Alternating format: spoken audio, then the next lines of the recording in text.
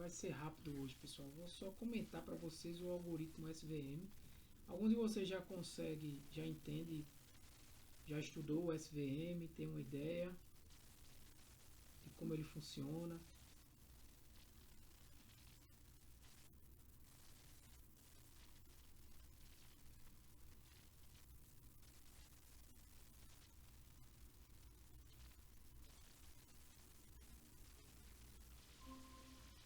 Hein?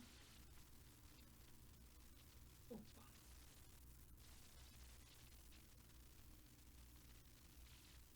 Hein, pessoal, eu tava falando que hoje eu vou. É porque eu acho que não tava gravando aqui, né? Falar do algoritmo SVM. Eu não sei se algum de vocês já teve ideia de trabalhar com SVM. Deixa eu ver se eu consigo. É, cara, eu não sei como é que compartilha não. O computador esse, não testei. Deixa assim mesmo, eu vou abrir o. Vou abrir aqui o.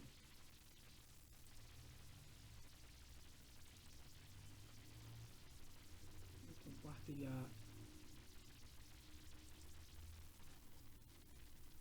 Cadê?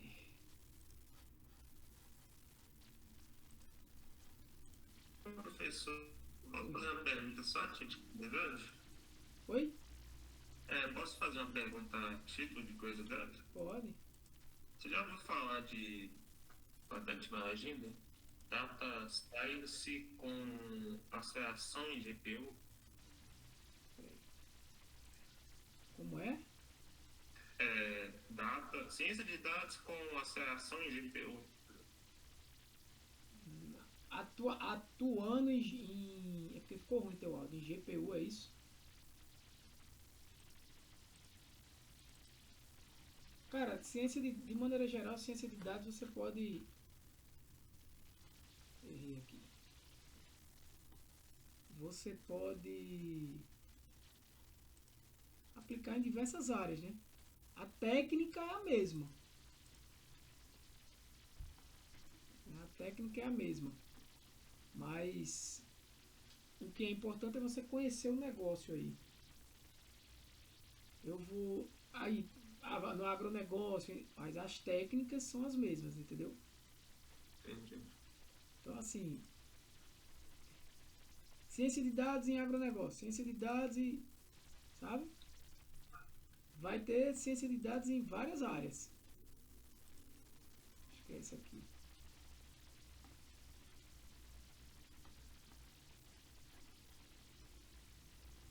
Eu entendi. Entendi. Então, assim, não é um. Por exemplo, eu tô, não é um. Cadê o material? Homem, pelo amor de Deus. Ele tá abrindo aonde isso? Ah, ele tá abrindo aqui, cara. Eu ia passar uma hora. Não é que é ciência de dados, é um curso na agronegócio. Ciência de dados, não. É uma coisa só, é ciência de dados. Agora, você compreendendo o negócio, né? Cadê ele? Você junta com seus conhecimentos de ciência de dados. Aqui. Entende? Você junta com seu conhecimento em ciência de dados.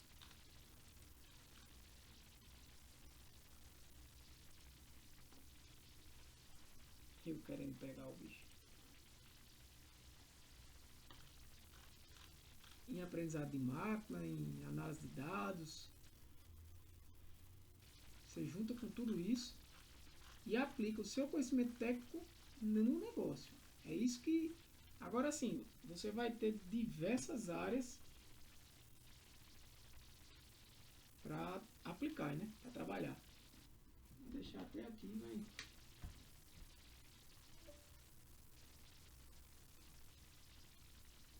Não sei por que ele não compartilha.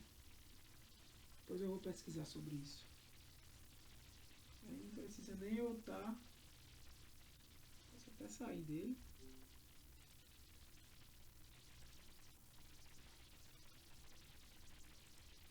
Vou dar só uma introdução geral, até por causa do tempo.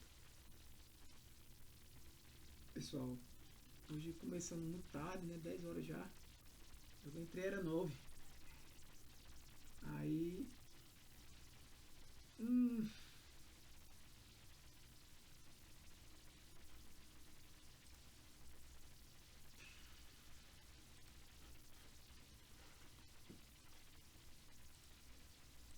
pronto. Tava dizendo, né? Eu entrei era 9.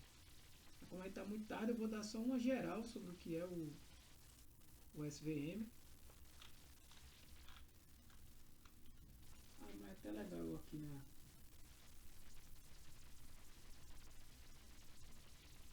na reunião.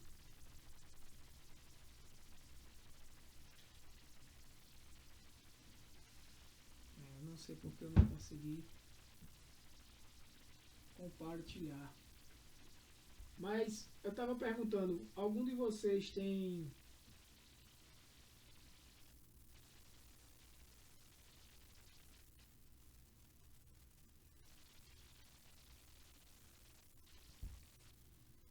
noção do que é o algoritmo SVM?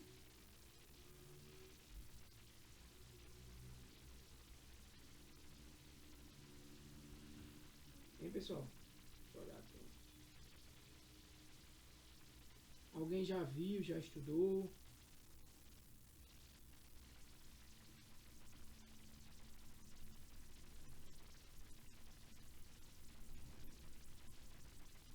De novo. Alguém já viu, já estudou? Deixa eu desligar aqui. Ai.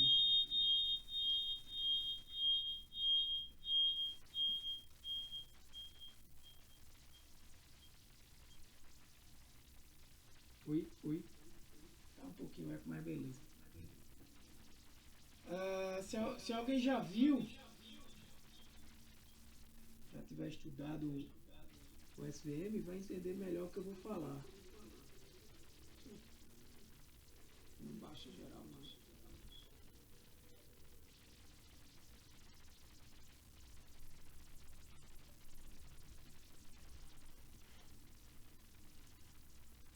Alguém utilizou no trabalho, no projeto? Não tá dando. Classificação. Ele é de classificação. Mas ele tem uma. Deixa eu. Ele tem uma.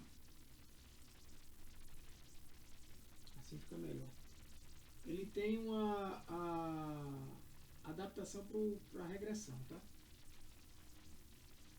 Deixa eu ver se é minha câmera. Tá, então eu vou abrir aqui normal, não vou deixar o tablet, eu ia fazer pelo tablet que eu ia riscando, mas não deu.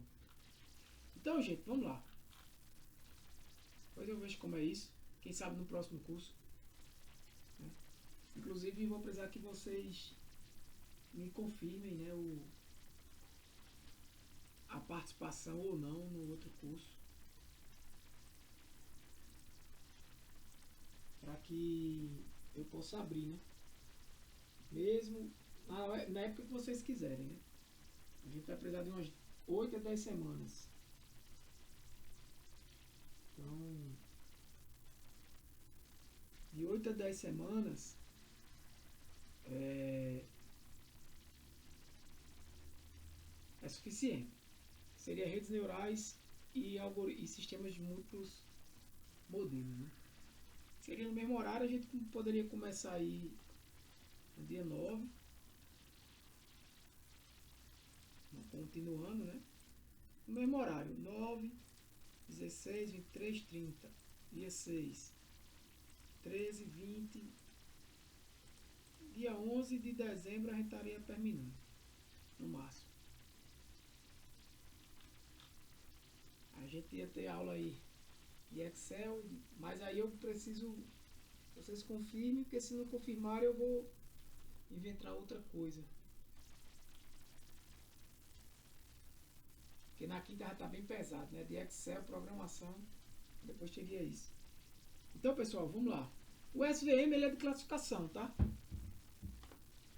É um algoritmo para classificação.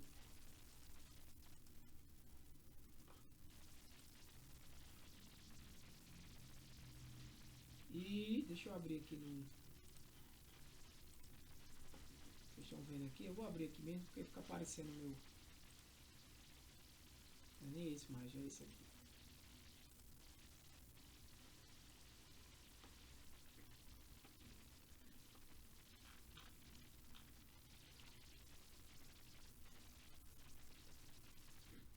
A tela tá aparecendo para vocês. Não tá, né? Agora tá.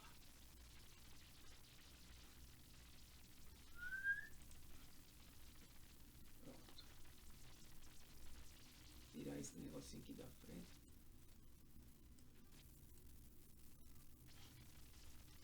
Então, é um algoritmo. Tá aqui o último tema, né? Acredito que eu não atualizei não. Tô com brincadeira, né, velho? Tô de brincadeira.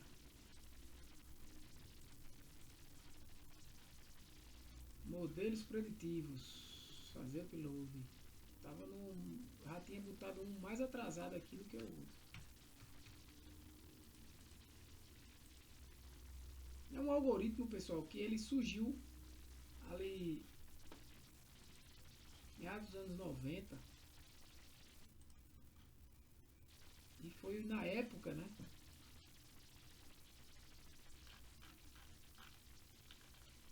Na época ele já foi um grande avanço. E qual é a ideia dele, ó? Exatamente, meados dos anos 90. Eu deixei assim como postilha para ir rabiscando no tablet, cara, mas não sei porque ele não pegou. Então ele é um algoritmo de classificação, a base dele é para classificação, né? A ideia dele é encontrar exatamente uma fronteira ótima, ou seja, para dividir os dados entre as classes, né? O que é da classe A ou da classe B. Problemas típicos que a gente já conhece, né? Mas alguns como classificação de texto, assim como é utilizado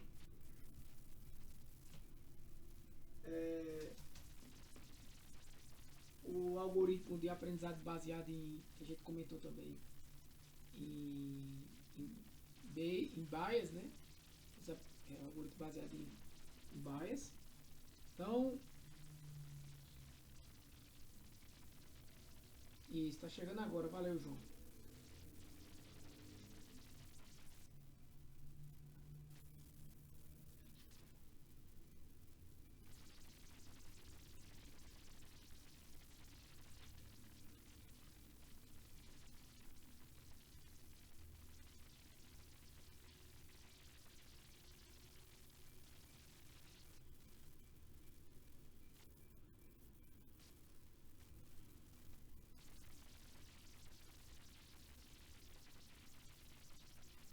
É,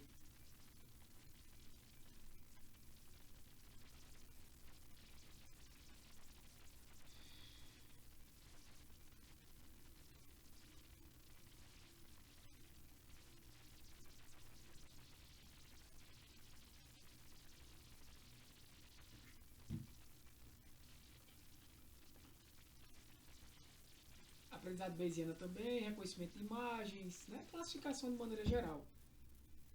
Uma diferença básica para o algoritmo de regressão logística é porque a regressão logística, como a gente estudou, ela procura uma reta que vai maximizar o que? A probabilidade, que na realidade não é uma reta, né?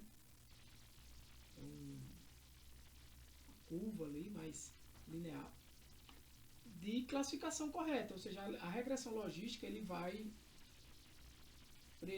vai prever probabilidades. A ideia do SVM é encontrar naquela reta, não exatamente uma reta, mas uma margem máxima entre os pontos, né? As imagens que a gente traz para explicar o SVM, elas são mais claras para você entender. Então, por exemplo, quando eu estou comparando uma regressão logística e o SVM, por exemplo, aqui, essa primeira figura tem uma... Se eu fosse... Eu botei regressão logística aqui, tá, gente? Mas... imagina que aqui, não sei se vocês estão lembrados, que a regressão logística ela tem uma função transformadora. Né?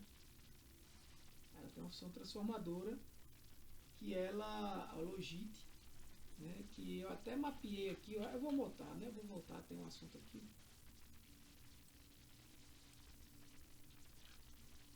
Isso aqui é a álgebra linear, isso aqui é a regressão linear.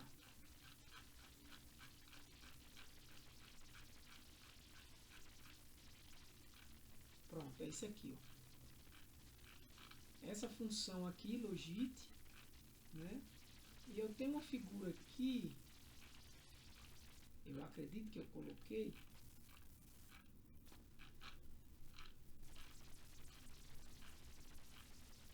Cara, não estou acreditando.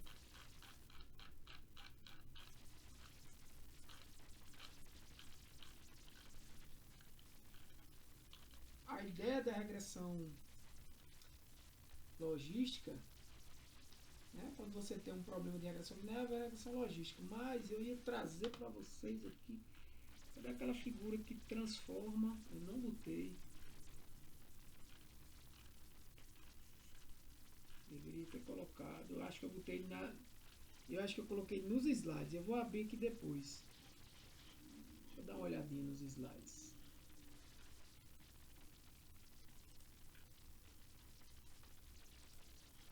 Acho que o atualizado era aqui. Regressão linear.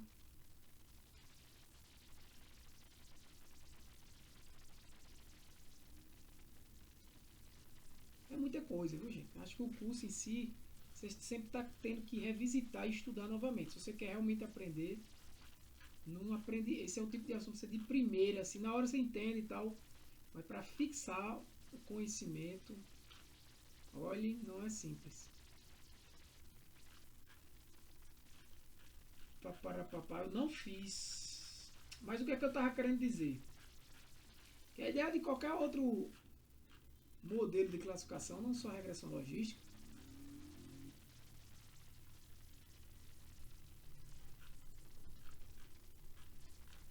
regressão logística. Deixa eu ver se eu fiz aqui o gráfico. Eu não fiz não. Nessa transformação aqui, ó,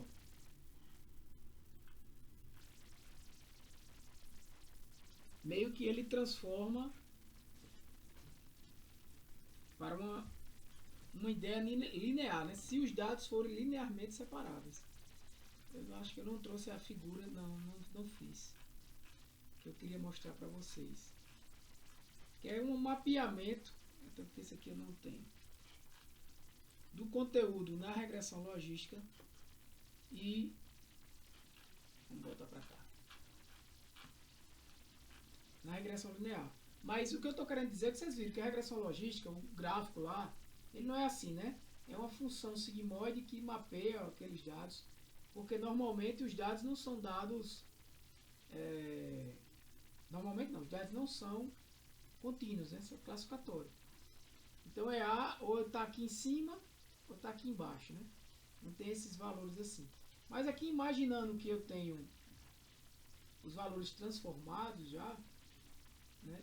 Você conseguir transformar isso aqui, separar isso aqui de forma linear, qual é a diferença para um vetor de suporte, né? Um SVM? É que ele não simplesmente ele trabalha com essa linha aqui, mas com essa margem, né? Então a ideia é maximizar essa margem. O que é essa margem? É a distância máxima que eu consigo entre os pontos de uma classe e os pontos da outra classe. Claro que aqui está um exemplo bem didático, né? Bem simples, como esse, né? Eu tenho esses dados aqui e tenho esses dados aqui. É muito simples, né? É qualquer função aqui separadora, né? Imagina aqui um rio passando. Então essa margem aqui para cá, essa distância para cá máxima e essa distância para cá máxima, né? Então qual a máxima distância entre esses dois pontos? De forma que eu consiga classificar corretamente os dados. Esse é o equilíbrio do modelo. Estou até adiantando o assunto. Porque veja, se você dissesse, Tiago, mas se eu quisesse empurrar mais essa linha tracejada para cá e empurrar mais essa para cá, eu poderia? De certa forma, sim. Você pode fazer isso. Seria uma margem maior. Mas aí você estaria tendo um risco maior de classificar também dados errados, né? Então, existe um equilíbrio quanto a isso que a gente vai discutir já já. Então, a ideia do SVM é criar essa margem. Como é que ele faz isso? Ele cria essas linhas tracejadas aqui, que ele chama vetores de suporte, tá? Como está aqui, ó.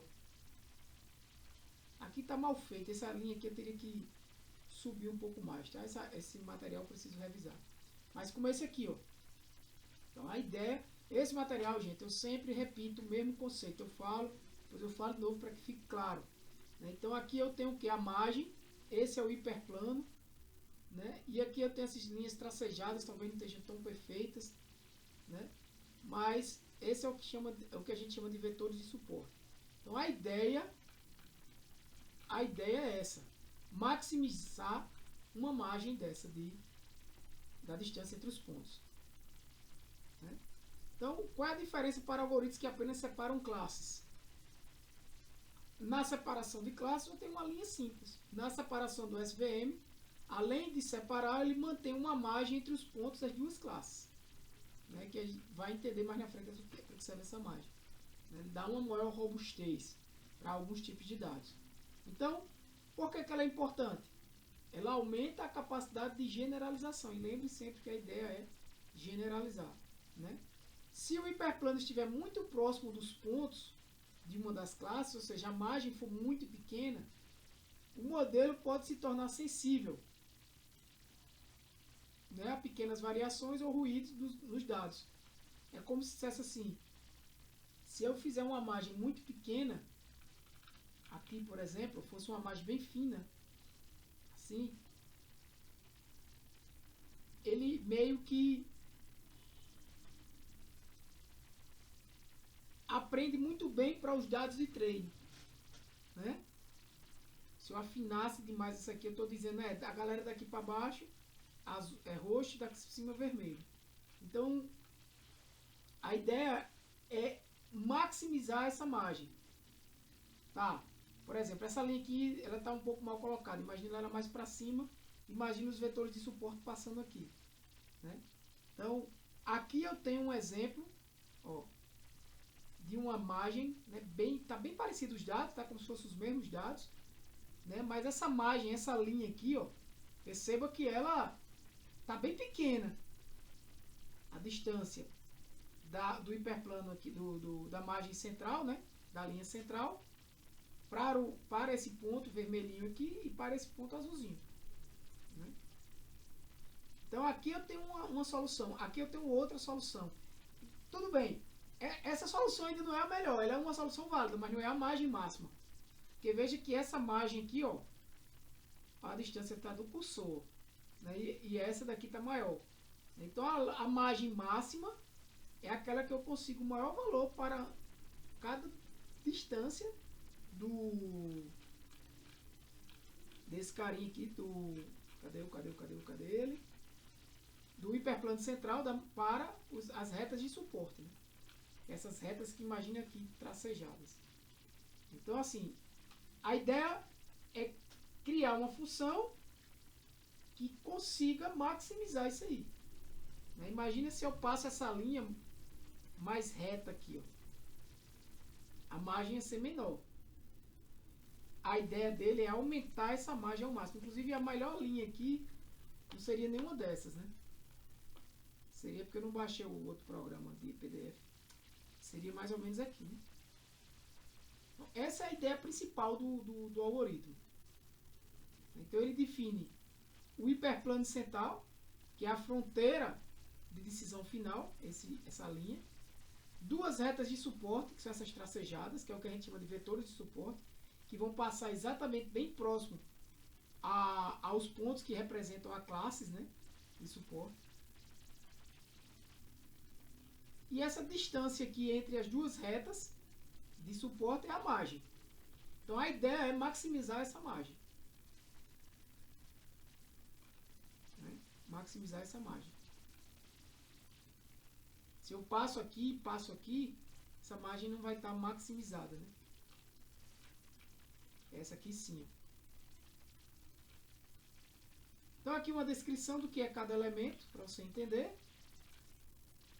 E aí como é que ele trabalha com os erros, né? Como é que ele vai ajustando esse hiperplano até chegar no hiperplano ideal, né? Então a gente tem o hiperplano, a gente tem os vetores de suporte. Mas como é que o SVM aí trabalha com erros, né? E o custo, né? Erros e custo é a mesma ideia, né? Sempre buscando maximizar essa margem.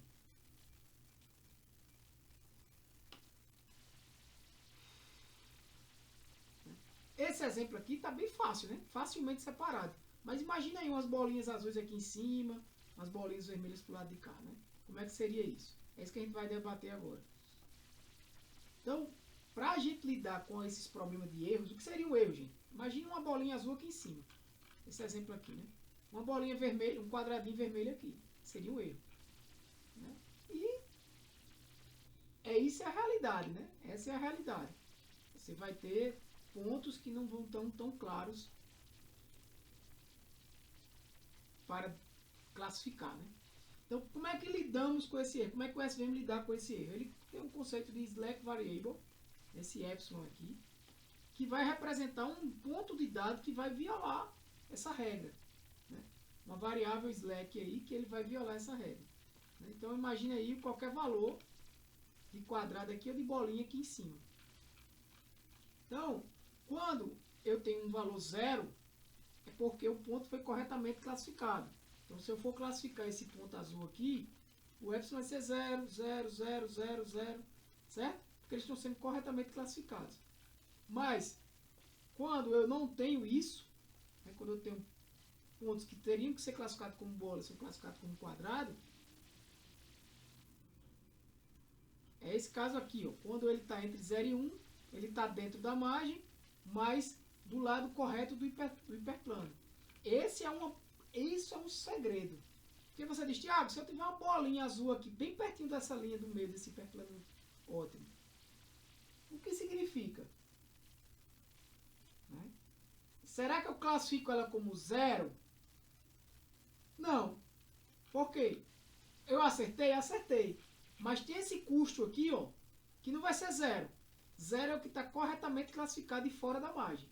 Agora, quando ele está corretamente classificado, mas dentro da margem, esse epsilon aqui, ele recebe um valor entre 0 e 1. Então, esse cara aqui vai ter um custo. Se eu tiver uma bolinha aqui dentro, vai ter um custo. Então, por isso que eu disse a vocês quase agora. Tá, se eu quiser esticar mais essa margem, botar essa margem mais aberta aqui e abrir mais para lá. Pode? Pode. Você vai maximizar a margem. Show. Você vai dar o quê? Um tratamento ao modelo que vai ser menos provável ao overfit.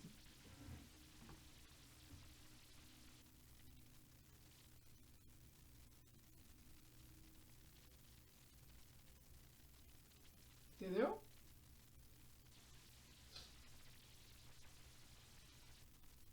Vai ser menos provável ao overfit.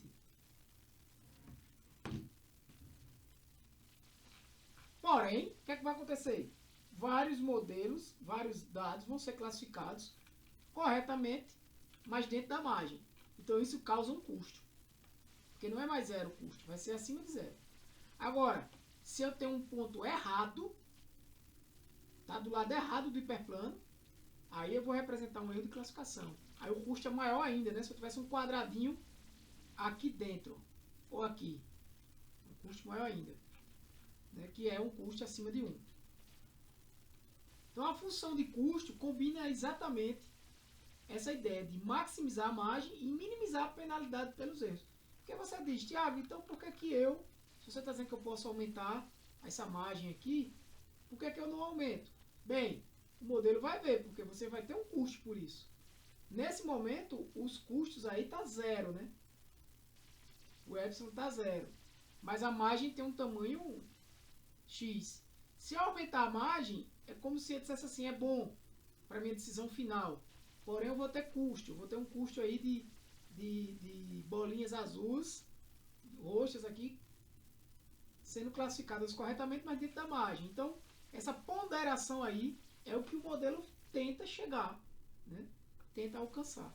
Então, esse equilíbrio é exatamente para evitar modelos que fiquem muito ajustados para os dados, né? Porque imagina aí, tu pode pegar essa margem e diminuir bem muito aqui, ó. Até chegar, por exemplo, a um problema de um modelo que separa duas classes. Né? Ficar uma margem bem curta aqui. Então você praticamente, todos que tiverem aqui, bolinhas roxas aqui desse lado, ele vai acertar e o custo vai ser zero. Só vai dar custo errado para os quadrados que tiverem do lado de cá. Mas não vai ter nenhum custo, ou se tiver muito pouco, entre 0 e 1, que são aqueles classificados corretamente, mas dentro da margem. Então você consegue dessa forma diminuir o custo. Mas aí você diminui o custo, mas diminui também a margem. Aí não é legal, porque você pode criar um modelo muito overfitado. Certo?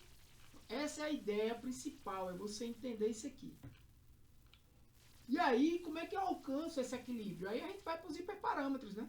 Que eu vou falar já já. Mas os principais que conseguem esse equilíbrio, eu já vou falando aqui do hiperparâmetro, que eu entendo como acredito ser junto com o kernel, o principal hiperparâmetro do SVM é o parâmetro C, que é o que controla, né, essa margem e essa penalidade. Então, o parâmetro C, se ele tem um valor muito alto, ele dá peso à penalidade. Ou seja, a penalidade é muito importante. Então, eu vou fazer com que eu tente classificar todo mundo corretamente. Eu vou diminuir minha margem. Tá entendendo o que eu estava dizendo? Se a penalidade, se o C é muito alto, eu dou mais importância à penalidade. Se eu dou mais importância à penalidade, o que é que está acontecendo? Está acontecendo que eu não estou errando praticamente nada no treinamento. Só estou errando as classes mesmo que eu já iria errar, porque o modelo não conseguiria ali se adaptar, porque está do outro lado mesmo. Mas aqueles erros intermediários, que não é um erro. O modelo acertou, mas tem um custo de 0 a 1. Eu praticamente não estou tendo. Por quê? Porque a margem está muito curta. E isso acontece quando eu dou um alto valor para C, mas aí a margem curta tende a overfit, né? Já um valor baixo, né, permite, aí o que é que vai acontecer? Vai permitir que a margem seja maior. Então isso vai acontecer o quê? Que é mais provável até que tenha valores errados, classificados erradamente. Imagina isso aqui, ó. Se eu dou um valor baixo, se eu aumento, imagine se eu aumento essa margem mais. Se eu aumentar aqui um pouquinho e para lá, talvez até essa linha, né, suba. Se eu subir esse vetor de suporte para cá, essa linha aqui ela vai subir também. A ponto de talvez pegar alguns valores vermelhinhos aqui e classificar como azul. Então, se eu aumento demais a margem, o que é que pode acontecer também? Se eu aumento a margem, eu posso englobar aqui, engolir alguns pontos azuis para dentro da margem, o que me causa um custo. Eu não estou classificando errado, mas está existindo um custo aí no treinamento do modelo. Então, quando eu aumento esse C, quando eu baixo esse C, eu dou uma possibilidade de classificar de jeito errado, ou até mesmo de ter um custo por isso, por classificar gente dentro da margem. E aí eu vou ter eu vou dar menos importância às penalidades e mais importância à margem máxima, né? Favorecendo uma margem maior. Tende a ser o quê? Maior generalização, mais amplo, mais abstrato, mas aí você também pode levar a um underfitting, ao modelo praticamente não aprender, né?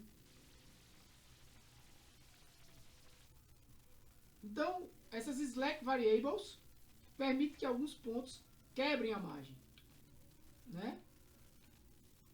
São as variáveis, essas slack variables, essas variáveis que vão fazer esse custo aqui, né? Vão ponderar esse custo.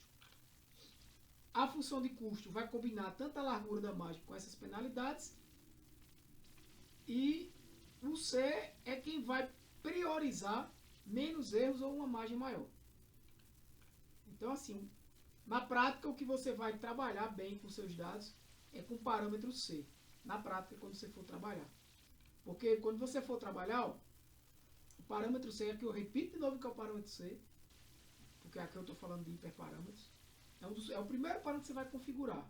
E aí você tiver bom conhecimento dos seus dados, a regra é testar. Testa, se não tiver muito tempo, até porque vai ver algumas desvantagens do SVM. Testa com um valor bem baixo de C, testa com um valor bem alto de C, e um valor no meio deles dois ali, no mínimo, esses 3 testes, para você ver aonde está tendendo mais a... Uma boa estratégia, às vezes quando a gente tem tempo, é testar, né, com validação cruzada, para não fazer um grid search, que tem que testar todas as combinações. Eu quero testar só o C, né? Então eu não vou combinar o C com outras variáveis, eu quero testar só o C. Então eu boto ali 3 valores, um muito alto, muito baixo e um mediano. Provavelmente, talvez o mediano seja o melhor. Se isso acontecer, eu vejo quem foi melhor, se for o mais baixo ou o mais alto. Se for o mais alto, eu testo o outro valor mediano, entre o mais alto e o do meio, verifico o resultado e tento chegar no valor de C adequado ali. E depois tento alterar outros hiperparâmetros, né? Um segundo hiperparâmetro muito importante que a gente vai discutir do SVM é o kernel. O próprio nome diz, é o coração do modelo. E aí a gente tem praticamente, basicamente, 4 tipos de kernels, mas basicamente 2 que a gente mais utiliza, por isso que eu trouxe mais detalhes aí, que é o kernel polinomial e o kernel do Radial Based Function, né? Que é o mais comum.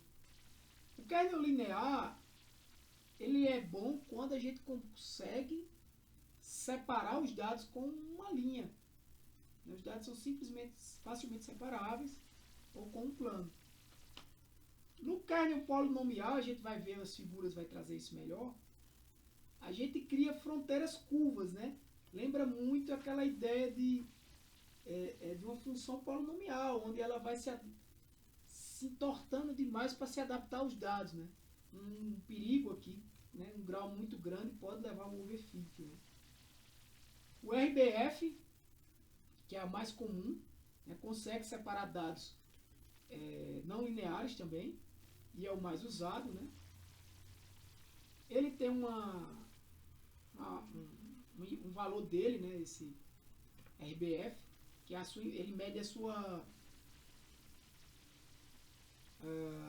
taxa também, que vai buscar mais generalização e menos overfit, né? Esse equilíbrio aí da variável. Esqueci agora, é gama, né? Acho que é o gama. Então ele faz com que esse valor se ajuste também. Então o que é que eu gosto de fazer assim, né?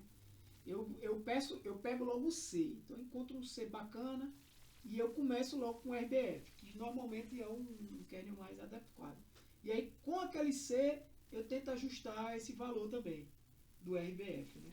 Então é do mesmo jeito, quando você tem um valor muito alto para ele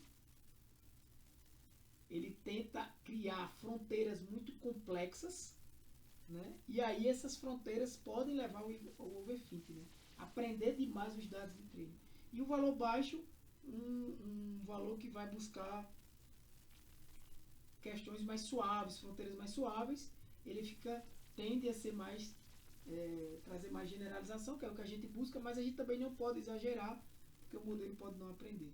Então aqui um resumo, né? O C prioriza, como eu já falei, né? Poucos erros, imagem ampla, controla o equilíbrio entre a margem e aquela ponderação do erro. O kernel vai definir a fronteira, né? Se você tem um problema linear ou curvo, né? Então normalmente quando a gente busca a solução com SVM, é porque a gente tem um conjunto de dados com problemas não lineares, né?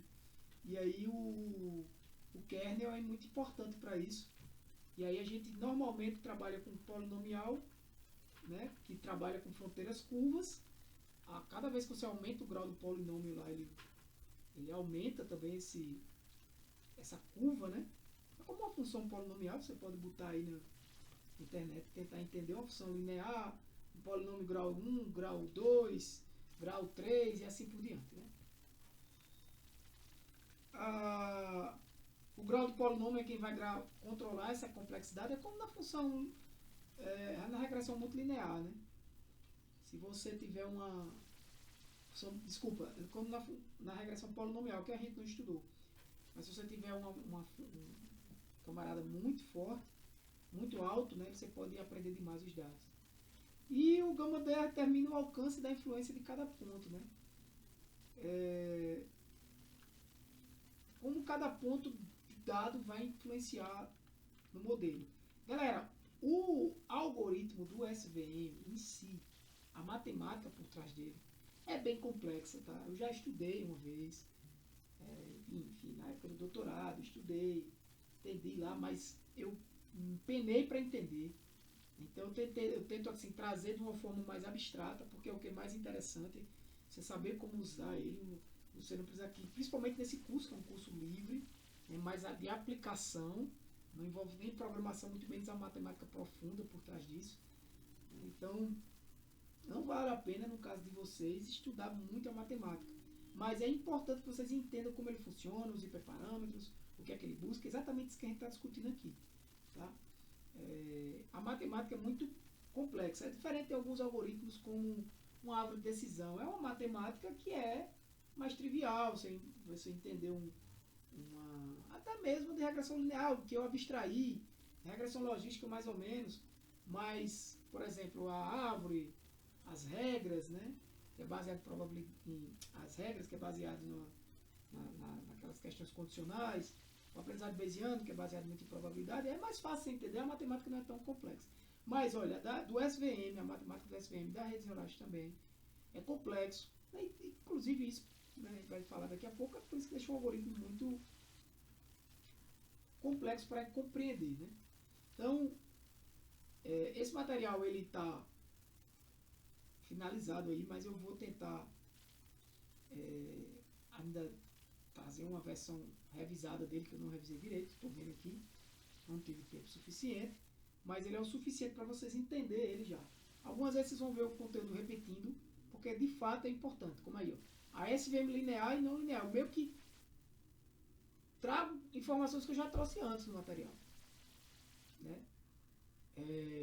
A linear é quando você consegue separar os dados com uma linha ou com um plano. Ou seja, se eu tenho dados, duas variáveis, né? 2D, duas variáveis, dois atributos e uma classe e um rótulo para classificar, ou três variáveis e um rótulo. Mais do que isso eu não consigo representar, né? Mais de 3 dimensões. Então, se você tiver em 3 dimensões, você consegue separar com um plano. Imagina aí, 3 dimensões, eu posso pegar esse aqui, é um plano. Tablet aqui, eu posso colocar, por exemplo, a divisão do que é... Eu tenho 3 dimensões aqui. O que é para cá e o que é para cá. Né? Ou o que é para cá e o que é para cá. Isso é um plano. Né? Com 3 dimensões, que é onde a gente vive, eu separo com um plano. Com 2 dimensões com uma reta. É isso que ele está dizendo aí, basicamente. Só que muitas vezes nossos problemas não são linearmente separáveis. Né? É o que a gente já falou. E aí, o que é que a gente utiliza? Kernels. Então, o que a gente utiliza é um kernel. Não um kernel linear, mas um kernel não linear. Né? E o mais comum, como eu já falei, o RBF. Tanto no Echo quanto no Python, você vai conseguir configurar isso aqui, não é difícil. Hoje em dia, com a facilidade de informação que a gente tem, é muito fácil de você fazer. Mas imagina aí, ó, um kernel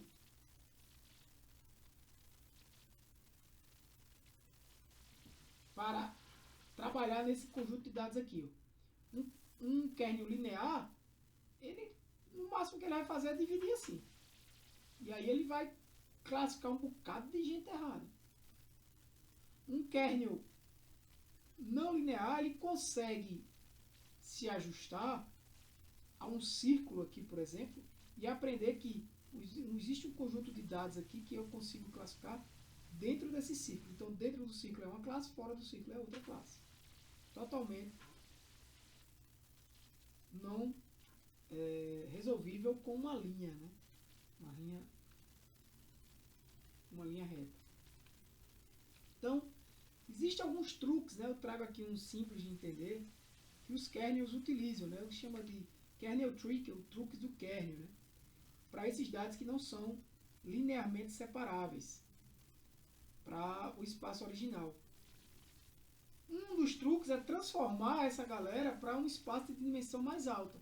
Por exemplo, eu tenho aqui 2 dimensões. Como é que eu tenho 2 dimensões? Como é que eu poderia resolver esse problema? Imagina que se eu criar uma dimensão, uma terceira dimensão aqui, ó, que eu não consigo representar, mas imagina aqui, nesse ponto, uma reta vindo em direção à tela do computador. Como se fosse uma altura. Seria uma terceira dimensão. E aí, para essa terceira dimensão, imagina que eu consiga pegar esses dados aqui e subir eles. Né? Então eu conseguiria facilmente classificar com 3 dimensões. Então, por exemplo, isso é um truque que o kernel faz, que é um dos kernels faz, que é transformar o kernel linear, faz algo parecido, que é transformar o conjunto de dados. Né? Por exemplo, você tem um conjunto de dados distribuído em forma de círculo, no plano 2D. Né? Esses pontos não podem ser separados por uma reta. Esse aqui. Né? É isso aqui, ó, no plano 2D. Isso aqui está melhor representado. Você não consegue separar esses planos aqui com uma reta. Não consegue. Talvez passando um círculo aqui nos azuis você consiga. Então, o que é que... Uma forma simples e fácil, né, de fazer. Se você projetar os próprios dados x e y que você já tem, x e y, elevar ao quadrado e criar uma variável z, né, os pontos vão se organizar de uma forma que uma separação linear, um plano, já passa a ser possível. Né? Então, por exemplo, esses dados aqui, ó, se eu criar uma variável z em 3 dimensões, e pegar e dizer que z é x ao quadrado mais y ao quadrado, né? Eu vou criar uma variável que é totalmente dependente de x e de y, mas a nova variável vai fazer com que os valores vermelhinhos aqui, ó, como os valores de x e y, eles vão subir, e os valores azulzinhos vão ficar lá embaixo. Então você aqui consegue passar imagina aí uma chapa bem fininha, né? Uma chapazinha bem fininha aqui, plana, aqui no meio, e dizer, ó, abaixo da chapa é azul, acima da chapa é vermelho. Né? Isso é um truque que os kernels podem fazer. Né? O kernel trick, ele permite realizar exatamente esse tipo de transformação. Claro, não é você que vai fazer isso, não é você que vai chegar e fazer um código para pegar o z e dizer que é x ao quadrado mais y ao quadrado. Esse é um exemplo mais didático, mais fácil para explicar. Não é a gente que vai fazer isso manualmente, né? Não vai criar essa nova coordenada manualmente, mas é o kernel. Então basta você substituir o produto interno original por uma função de kernel, né? Ou como RBF ou polinomial, que internamente ela vai fazer essa projeção. E aí sim ela vai conseguir, de forma linear, para esse exemplo, separar os dados. Então, quais são as principais estratégias do kernel? O kernel linear, muito útil quando você tem dados separados por uma reta, no caso de 2 dimensões, ou por um plano de 3 dimensões. E você devia estar perguntando, Thiago, se eu tiver 4 dimensões, aí separado por algo de 3 dimensões, imagina um cubo, né? Mas aí você não consegue representar 4 dimensões. Então, claro, é mais simples, né? É eficiente em termos de custo computacional. Muitas vezes também é o padrão que vem, né? Não sei, no ECA, eu posso abrir depois e ver. Permite criar fronteiras de decisões curvas, o grau polinomial controla a complexidade da separação, ou seja, quando você tem um conjunto de dados, por isso que é importante você projetar os dados. Imagina aí que tu tem 2 variáveis só, gente. e as classes. Se tu projeta tuas duas variáveis x e y e a classe do rótulo, né, de vermelho e azul, e tu encontra algo desse tipo, só em olhar tu já sabe qual o algoritmo que tu vai usar. Tu não vai usar uma regressão logística, porque tu sabe que vai dar zebra. Né? Tu pode até tentar usar uma árvore e ele pode até tentar quebrar aqui. Se você quebrar, né, daqui até aqui, aí ele vai criar uma divisão aqui, né, várias divisões. Daqui para cá talvez ele crie, se for maior do que 1, classifique com vermelho. Se for menor do que menos 1, classifique com vermelho. Se for menor do que menos 1 no azul, classifique com vermelho. Se for maior do que 1 no azul, na variável y, desculpa, classifique com vermelho. E se não for nada disso, é azul. Pronto, eu criei uma regra aqui que também funcionaria. É bem simples. A regra, se ela conseguisse aprender isso aqui, ela resolveria um problema desse tipo. Por isso que é tão importante que você apresente, veja os dados, né, visualize. Mesmo que seja, se você estiver trabalhando com classificação, tenta visualizar, a depender da tua quantidade de dados, né, de entrada, visualizar 2 a 2. Né? Por exemplo, se tu tiver 5 variáveis, tu visualiza 2 a 2, né? 1 com 2, 1 com 3, 1 com 4 e 1 com 5. Né? Ou seja, já são 4 visualizações. Aí tu depois 2 com 3, 2 com 4, 2 com 5, dá 7. 3 com 4, 3 com 5 dá 9, 4 com 5 dá 10. São 10 gráficos. É possível se você tem 5. Né? 5 variáveis. Você talvez visualize como as classes estão distribuídas. E aí você pode olhar para alguma daquelas combinações 2 a 2 e dizer, rapaz, essa combinação aqui já consegue separar os dados. Então você olhando para os dados, você diz, eu só preciso dessas duas variáveis e do jeito que está aqui, pelo conhecimento que eu tenho, o algoritmo tal, uma árvore ou um SVM vai conseguir classificar isso aqui. Então tu já vai, elimina aquelas outras variáveis e usa aquilo ali e mostra, ó, consegui fazer, treina, faz validação, teste e provavelmente vai dar um bom resultado. Se der, bota pro teste. Ah, Tiago, mas não seria interessante eu sair testando com todas as variáveis? Beleza, é muito melhor se tiver tempo para isso, testar com várias combinações de variáveis, fazer seleção de atributos, várias combinações de atributos, e aí por diante. Testar vários algoritmos diferentes. Bem, eu já fiz muito isso, mas era porque eu estava com tempo, é o ideal, e ali você talvez encontre um bom modelo, né? Normalmente, né, gente, quando você tem problemas assim, você muitas vezes o Randall Forest ele tem bons resultados. O Randall Forest, eu não expliquei ele, só citei na aula de árvores, mas ele é um modelo que a gente estudaria no terceiro módulo, porque ele é um ensemble. Ele é uma árvore, uma floresta de árvores. Né? E aí, gente, a questão de você dizer, não, mas eu encontrei uma rede neural, eu modelei uma rede neural, um SVM que vai e dá um bom resultado com meus dados. Mas a grande questão é a interpretabilidade disso aí. Se você, por exemplo, plotando todos esses gráficos 2 a 2, de 5 variáveis que você tiver, dá 10 gráficos. Não é nada, né? Você dá uns segundos, você faz isso aí no Python, se você tiver pronto, ele roda, você vê os gráficos e analisa. Se você encontrar aquilo ali fácil, né, de interpretar as variáveis, você já seleciona as variáveis que, se você encontrar algo ali que mostra um padrão fácil de classificar, você já pode selecionar as duas variáveis que chegou naquele padrão e você já pode imaginar um algoritmo e já justificar. Olha, baseado nesses resultados, nessa análise descritiva dos meus dados, na visualização dos meus dados, tomei essa decisão. E fácil de interpretar. E se você estiver estudando para apresentar para uma empresa, para um trabalho seu pessoal, você vai fazer isso para o seu cliente, o cliente vai entender, porque até não vai ser tão difícil dele entender. Né? O porquê está usando só aquelas variáveis, está tomando tal decisão, diz, essa variável e essa já define o teu problema. E eu tenho uma hipótese baseada nesses dados, E agora eu vou verificar a hipótese. Eu vou criar um modelo, né?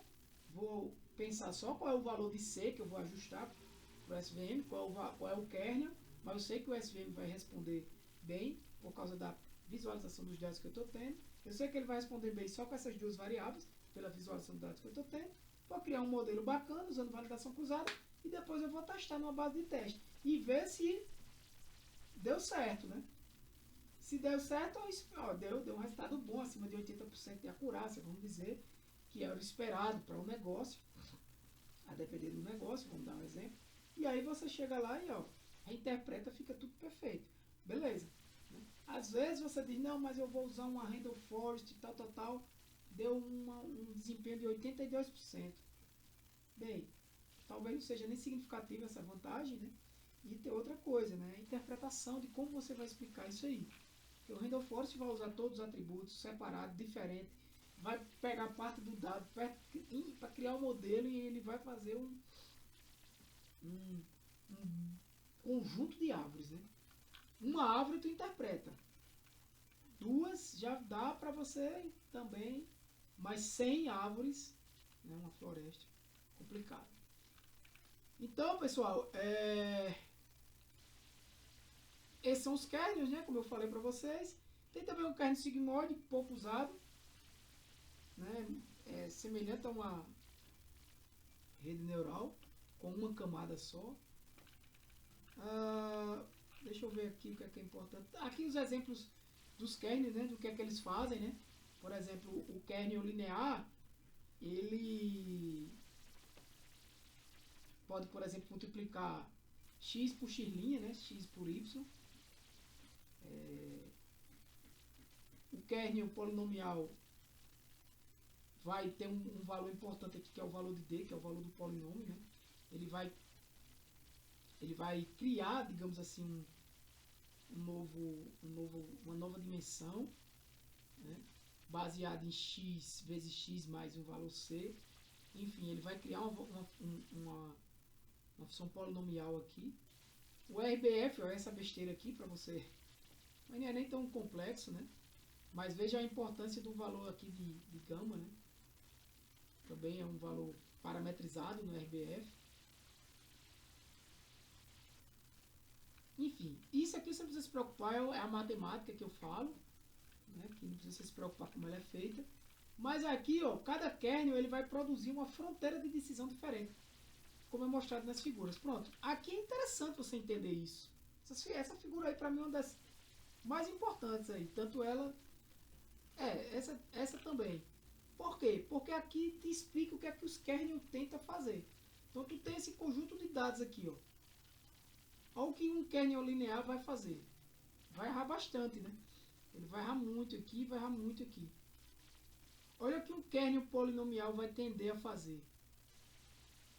E se tu aumentar o grau do polinômio aqui, veja que ele vai errar mais para os azuis, né? Vai ter muito falso vermelho, vamos dizer assim, né? Vai ter muito falso vermelho, que ele vai classificar com vermelho, mas não é. Mas aí vai ter pouco falso azul, né? Ele praticamente, na verdade, falso azul vai ter muito, né? Desculpa. Não, ele vai classificar essa galera aqui como vermelho. Vamos dizer que o azul seja o positivo, né? Vamos dizer assim. Se o azul for a classe positiva, ele vai dizer que isso aqui é positivo, isso aqui é negativo, né? É vermelho, mas na verdade é azul. Né? Então ele vai dar um falso negativo, vai ter muito falso negativo. Né? Se o azul for o positivo, a classe positiva, né? Então ele vai ter muito falso negativo, que ele vai classificar como não azul, não positivo, ou seja, como negativo. E aí ele vai errar, porque ele é positivo. Então é falso negativo. Né? E vai ter poucos caras que ele vai classificar como, só um aqui, né? Um falso positivo. Ele vermelhinho ele vai dizer que é positivo, mas na verdade é negativo. Vai ter poucos falsos positivos. Então esse modelo aqui é um polinomial. Se tu aumenta o grau do polinômio, aqui é um de grau 3, não sei se vocês estão conseguindo ver. Mas tu aumenta aqui, é meio que ele talvez, ó, faça uma curva aqui por baixo, né? E empurre mais esse azulzinho para cá e ele vai se adaptar bem. Mas aí é aquela história, cuidado para não ficar muito adequado aos dados de trade. Aí você vem para um RBF, olha que interessante, né? Ele cria uma ideia mais parecida com isso aqui, né? E aí, aparentemente, né, ele tem um resultado de treino bem melhor, né? Se você aumentasse o grau do polinômio, talvez o polinômio, o grau do polinômio também chegasse a um resultado muito bom quando o RBF. Isso para o treinamento, tá, galera? Ele ia aprender bem, talvez ficasse overfitado, né? Mas aí eu lhe pergunto, um ponto aqui para esse modelo polinomial, mesmo que eu aumente o grau do polinômio aqui para 5, talvez, um ponto aqui ele classificaria como azul, positivo. Um ponto aqui ele classificaria como vermelho. Então já teriam situações distintas, né? Ele entenderia que esse cara aqui é azul nesse contexto. Então o sigmoide daria algo semelhante a isso aqui. Então você veja que para esse conjunto de dados, talvez você testar os dois kernels aqui, né? É o ideal. Só que aí lembra, quando tu vai testar o polinomial, aí tu já tem que testar o quê? Polinomial grau 3, polinomial grau 5. Né? Aí tu vai pro RBF configurar também o gama e tudo mais. Tá? Então a ideia, pessoal, é essa, né? Você equilibrar um valor de C e escolher um kernel. Então projeta os teus dados, pelo menos 2 a 2, por mais, a não ser que você tenha muitas variáveis de entrada, né? Muitos valores de entrada. Se você tiver valores categóricos, você vai precisar normalizar aquilo ali, né? Criar variáveis dummy, esse conteúdo que a gente conversou lá no início, né? Lá na primeira turma, lá no primeiro assunto, né? No primeiro módulo. Para concluir, pessoal, eu trago aqui também uma informação do uso do SVR, né, que é o Support Vector Regression, que foi uma adaptação do SVM para dados contínuos, é muito usado, é um algoritmo muito bom. Tá? Eu tive bons resultados já com ele em alguns trabalhos, né, usado para regressão. A ideia dele é que, semelhante, vou buscar aqui, ó, a uma regressão linear, mas aqui ele não cria uma linha reta, né? Ele cria uma faixa de tolerância, como um tubo. Imagina um tubo, a gente vai chegar lá. E aí, se o ponto cai dentro desse tubo, ele considera que o modelo fez uma previsão boa o suficiente. E aí, fora, imagina um tubo aqui, né? E aí a ideia mesma da margem, né? Do SVM, baseado no SVM. Então, enquanto a classificação busca maximizar a distância entre as classes, o SVR, o foco está em encaixar uma função dentro de um tubo de largura. Então, ele cria um tubo aqui e aí dentro desse tubo ele tenta criar essa função. O grande problema do SVM, no caso, do Support Vector Regression, na verdade, o Support Vector Machine é conhecido o algoritmo mais como SVM. Né? Na verdade, existe o SVC, tá? O Support Vector Classifier, que é o primórdio, né? Que usa a ideia do kernel linear, né? Mas aí esse Support Vector Classifier, ele é basicamente aquilo que eu falei logo no começo, né? Só a margem separa só dados lineares, dados não lineares ele não tem a capacidade. Então, ele também tem um epsilon lá, que é o custo dele, semelhante ao SVM, né? Então ele não tenta acertar exatamente cada ponto, né? Por exemplo, uma função multilinear, ela vai, imagina aí aquelas funções polinomiais de grau muito alto. E lembra que pegar o material aí do módulo 1 eu mostro a vocês, né? Fica tentando acertar todos os dados de treinamento. Então ele tenta generalizar mais. E a ideia disso é com esse custo, né, que essa penalidade aí do epsilon. Então ele foca em manter essas previsões dentro de uma faixa de tolerância. Cria modelos mais simples e com capacidade de generalização. A ideia, pessoal, é a mesma do SVM. Tá? E aí algumas vantagens. Bom desempenho e alta dimensionalidade. Normalmente, dados com alta dimensionalidade, vale a pena a gente testar o SVM, não como outros, né, algoritmos. Trabalha bem com problemas não lineares, né? Tem essa flexibilidade aí dos kernels para fazer isso. É um algoritmo muito robusto a dados com muitos ruídos, com muitos outliers, né? Então ele, como ele trabalha com essa margem, né, de erros, essa maximização dessa margem, ou até com os tubos, né? Ele ignora bem os ruídos, né? Até porque ele dá uma penalidade lá, lembra da penalidade? Lembra da regularização lá na regressão linear e logística, né? Aquilo ali eram as penalidades que ele dava para o modelo não ficar muito ajustado também. Né? Então tem uma boa capacidade de generalização, né? Quando ele foca na margem máxima, né? Ou na faixa de tolerância do SVR. Então assim, a ideia que eu quero que vocês entendam, o que é que ele faz, os hiperparâmetros principais, para que serve cada um, quando eu devo buscar usar o SVM ou não, né? O que eu devo fazer para interpretar bem os dados de entrada, né? Algumas desvantagens, tem um custo computacional muito alto. Eu recentemente testei um SVR aqui, como eu estava com tempo, fiz vários testes, ele passou um dia aqui rodando todos os testes que eu queria, até eu encontrar o resultado. E mesmo assim o SVR, no caso o SVM, não foi o melhor resultado, né? Foi a renda força, até mostrei a vocês. Então eles são sensíveis demais. Uma pequena mudança no C influencia bastante, né? E também no kernel influencia bastante os resultados, né?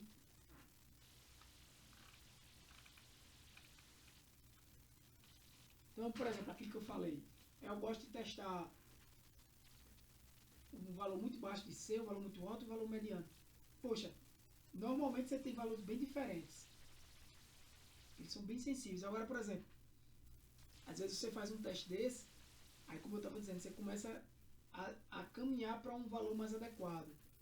Né? E lembra, não adianta tu estar ajustando demais o C, né, para o conjunto de treinamento. Né? Mas, se tu usar validação cruzada, é bem válido. Ajustar esse C com validação cruzada. Mas dá um direcionamento. Não vai sair testando 0.1, 0.2, 0.3, 0.4, 0.5, 1, 2, 1, 5. Entendeu? É complicado. Grande desvantagem é o que eu já falei, né? Pouca interpretabilidade. Você explicar isso, você entender isso, por que o cara tomou aquela decisão. Então, quando é que eu devo usar? Dados com alta dimensionalidade, classes que são... Se for linearmente separável, não, talvez nem seja necessário, né? Porque é um algoritmo um pouco mais difícil de interpretar e custoso. Mas, se for não linear, sim. É importante ter um modelo robusto para ruídos, algumas técnicas, né? E no de regressão também. É um modelo que é bem difícil de sofrer overfit, né? Uma estratégia. Da mesma forma, trabalha bem com alta dimensionalidade. E todo esse tipo de problemas de regressão você pode trabalhar. Eu vou rapidamente só abrir aqui o ECA, pessoal.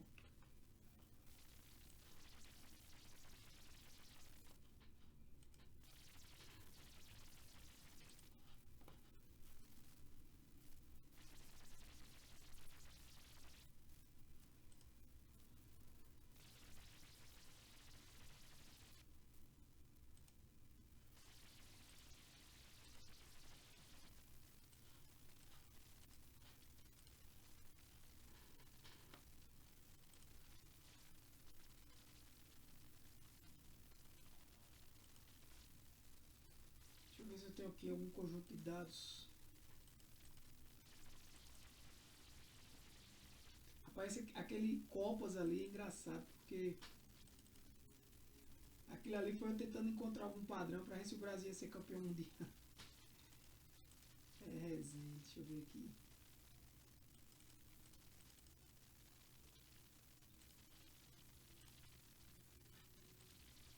Por exemplo, nesse conjunto de dados aqui que eu tenho, que é o renda familiar, sexo, idade, tipo de custo, nome do custo, tipo de oferta, modalidade de turno, ano e a análise de evasão. Então, se você vir aqui, você vai ter o modelo em functions SMO, né? Então, ao clicar nele, você tem aqui um valor para C, ó, é o epsilon, né? Normalmente você não mexe muito nisso, mas o C, por exemplo.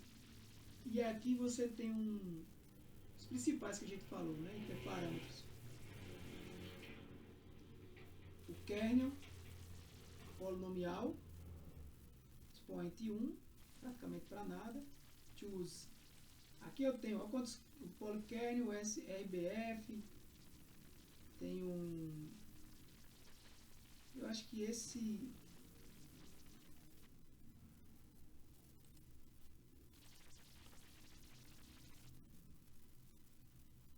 this kernel is based on static kernel metrics that's read from a file. Então aqui vai ter uma referência para esse kernel, não conheço. Mas tem outro, você pode escolher aqui, ó. Hook. Esse é um Pearson set function baseado. Também nunca. String.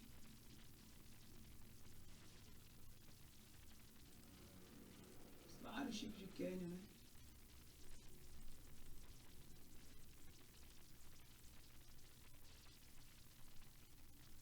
Kernel polinomial normalizado. Esse polykernel aqui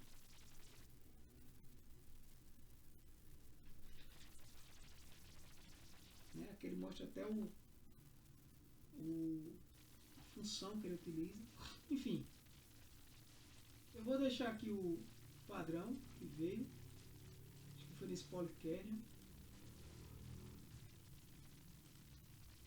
Aqui uma função de calibração também eu vou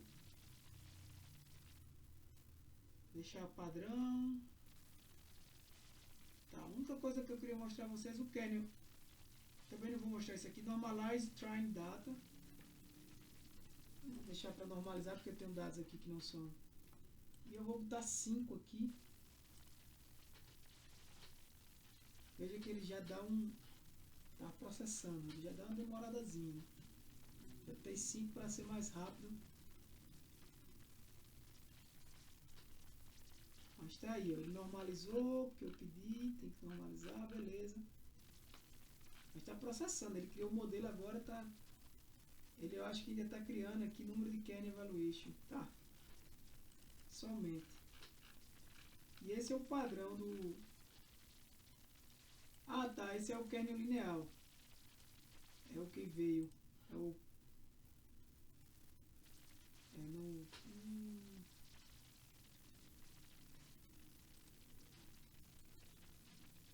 É o padrão mesmo. Exatamente, que é expoente 1, né? Então você tem aqui, ó, 78% classificados corretamente. Na taxa de evasão, o meu recall foi muito baixo. O que eu tenho que olhar é isso aqui, né? Aí sobre a curva que até mais ou menos. Aqui ele acerta bastante porque tem muitos dados assim, né? Eu não trabalhei com nenhum balanceamento. Mas olha, aí eu vou aqui. Deixa eu ver se ele consegue. Não, vou botar aqui.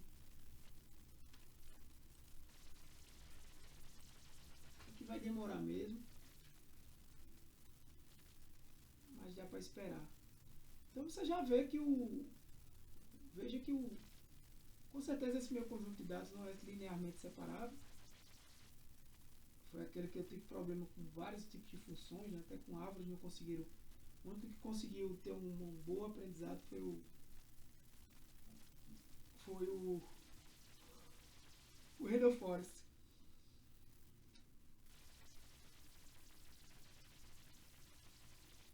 Pessoal, a gente vai terminar aqui esse curso, tá? Eu tenho até quinta-feira aí, eu espero para vocês deixar quinta-feira como entrega do projeto final e todos os exercícios, tá? Eu vou colocar aqui para quinta o exercício de SVM. Acho que na terça-feira eu coloco, mas aí vocês têm de terça até quinta para fazer. Eu coloquei recentemente o de regras e o de aprendizado bayesiano.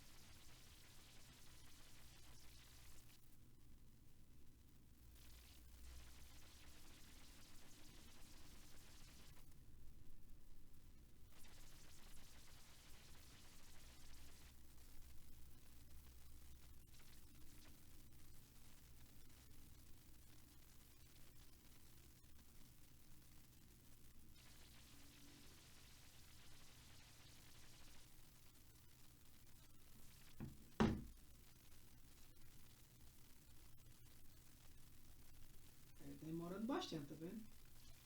Eu não sei nem se vai dar pra... Poderia ter diminuído. Eu posso até visualize. Deixa eu ver, não, até aqui mesmo.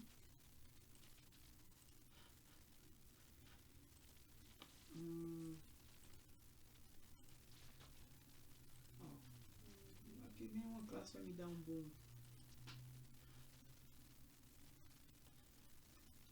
Ele aqui visualiza a distribuição de cada variável, né, pelas classes.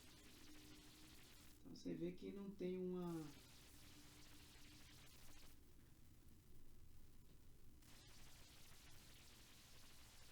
um valor que muito vermelho ou muito azul, né?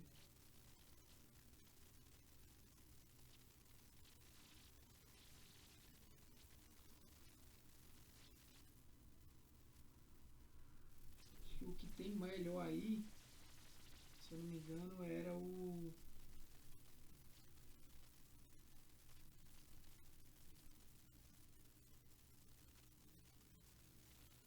Ó, tem um turno aqui, né? Tem uma... O azul é quem? O azul é o evadiu, é o vermelho. Que segura muita gente nesse turno aqui, né? Deve ser amanhã. Isso. É o turno integral. Integral e manhã, porque é os cursos integrados. Aqui é o vespertino, tarde. Você pode ver, ó. Quanto mais maior a entropia aqui, né, mais difícil a classificação.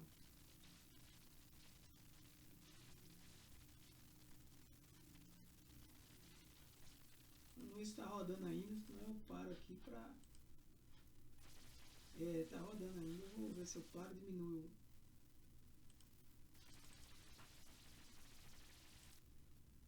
Ver se ele roda assim mais rápido. Você vê, né? Demora bastante. Só uma vez eu abrindo aqui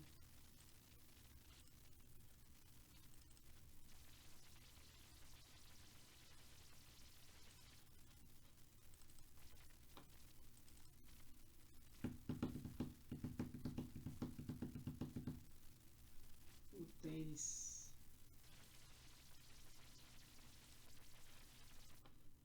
Esse aqui ele roda rápido, né?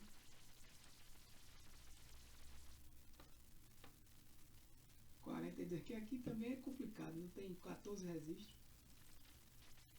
14% de acerto. Mas enfim, o polo não, com 3 aqui, né? Se eu botar 1, ó, já deu um resultado melhor com 1. Se eu botar o RBF, você já sentiu aí o 64. Você já sentiu a dificuldade, né? A dificuldade é o time. Bem, galera, é isso aí. Eu vou finalizando aqui o curso. E aguardo aí dúvidas de vocês.